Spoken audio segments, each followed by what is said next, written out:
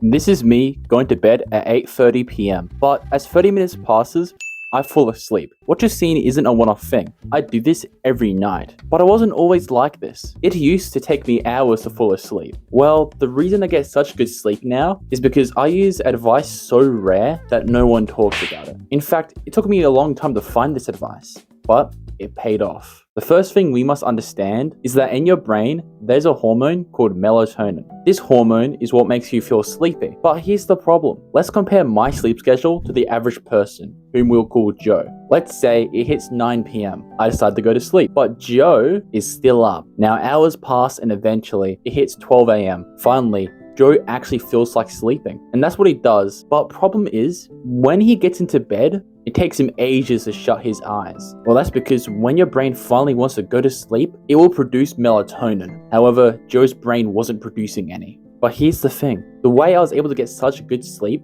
was because not only did I find a way to activate this, I also made the melatonin boost stronger. But before you max out the hormone, there are things destroying your melatonin. And if we don't remove those disruptors, you won't get good sleep. The first melatonin disruptor is a common mistake I see too often. When I was 15, I used to game a lot, okay? But problem is, I'll keep playing until it was late. And when I finally wanted to go to bed, it would take hours to fall asleep. But there's a reason behind this. You see, when I was gaming, my brain was being hit by so much dopamine that my body clock was telling my brain to stay awake, causing you to miss out on that melatonin rush. This means we have to avoid consuming these stimuli.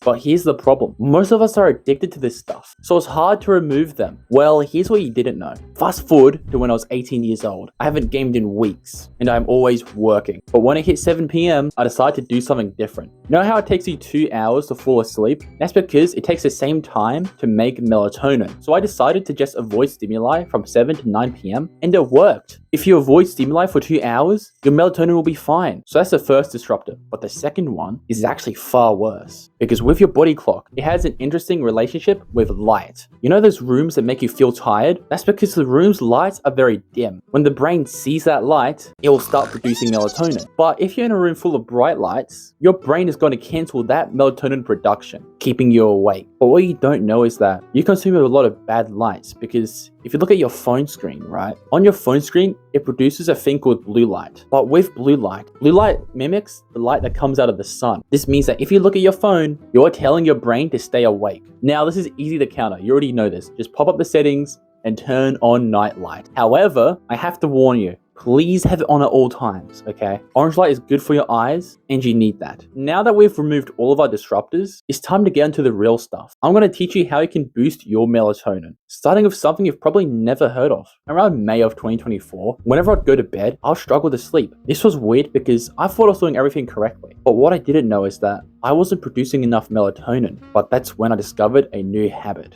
So I walked outside, took my shoes off, and stood on the grass for 15 minutes. This is what's known as grounding. But you're probably wondering how this helps with sleep. Well, they did a study where they took a few people who had sleeping problems, right? And made them sleep on a grounding mattress. Surprisingly enough, this increased their sleep quality. But you don't need to sleep outside to get the benefits, you know, that sounds that's silly. Because grounding actually strengthens your body clock, causing your stress levels to decrease. This means you only really need like 15 minutes of grounding in the day, and then your sleep will be better. Now, grounding is great, but you're still missing something. Because to make melatonin, you need certain vitamins. More particularly, these two. The first vitamin is easy to get. All you have to do is go outside with your shirt off and let the sunlight hit your skin. This gives you vitamin D, which is essential for melatonin production. But this vitamin is worthless without the other one, vitamin A. I won't waste your time on this, but all you really need are just eggs every day, and that's actually it. Now, the next trick is so niche that not many people know about it.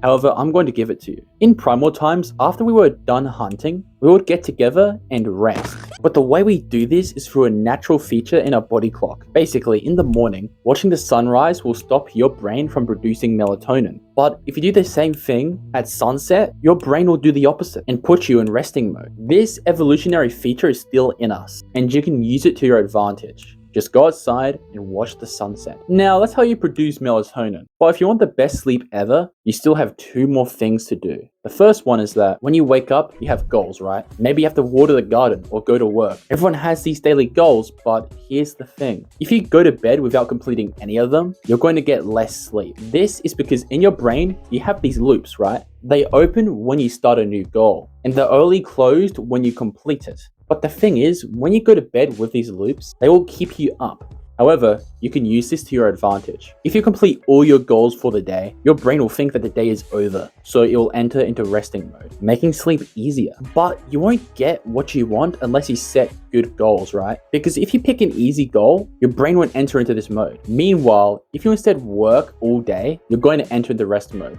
But to finally put the icing on the cake, I have one more trick that will change your sleep schedule forever. In the military, they have sleep techniques. However, we're going to use this one. You're going to lie on your back facing upwards, and your pillow is going to be in between your legs instead of under your head. You're going to have one hand on your chest and one on your belly. When you're in this position, you're going to breathe in and out. But during this process, you're going to do what's called a body scan. You're going to think of each body part from head all the way down to your toes. And each time you breathe out, imagine you're taking the stress away from that body part. Doing this will instantly put you into rest mode, and you'll be relaxed enough to sleep throughout the entire day. Subscribe and keep never quitting.